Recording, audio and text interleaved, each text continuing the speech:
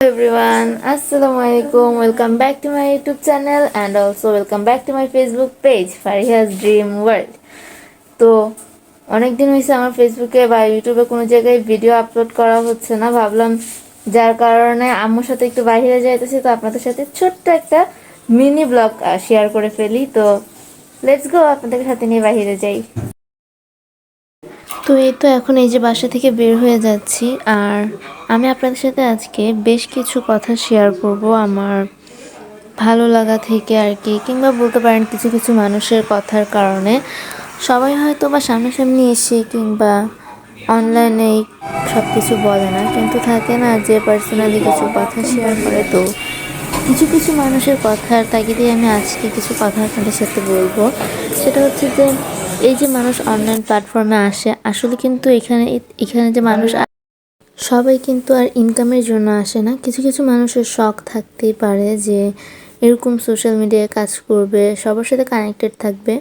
আমিও তো আর ব্যতিক্রম নই। আমার খুব বেশি শখ ছিল যে আমি ভিডিও করব, আপনাদের সাথে আমার লাইফের সব কিছু শেয়ার করব, যার কারণে আমার এই কাজটা করা।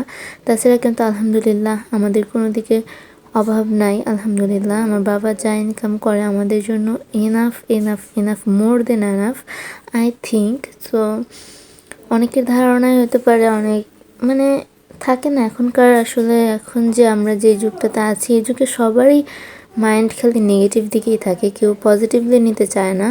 তো আমি এটাই বলবো যে অনেকের ধারণা অনেক রকমের হতে পারে, কিন্তু আলহামদুলিল্লাহ না, আমরা অনেক ভালো আছি। বাট আমি আমার শখের বশে, আমি আমার শখের দিক থেকে আমি এই কাজগুলো করি।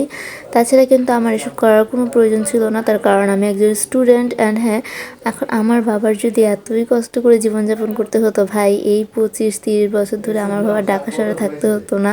এত সুন্দর আলহামদুলিল্লাহ, এত ভালোভাবে এত ভালো পজিশনে আমরা থাকতাম না।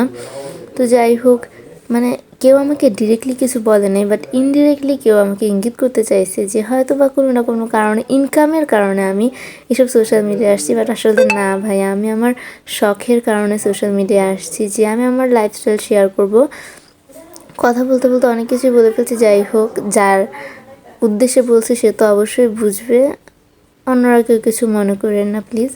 তো এই যে এখানে আমি আম্মুর সাথে বাজার করতে গেছিলাম আর কি, ঘুরতেছিলাম, আম্মুর সাথে হাঁটতে গেছিলাম, ভালো লাগতেছিল না বাসায়, যার কারণে।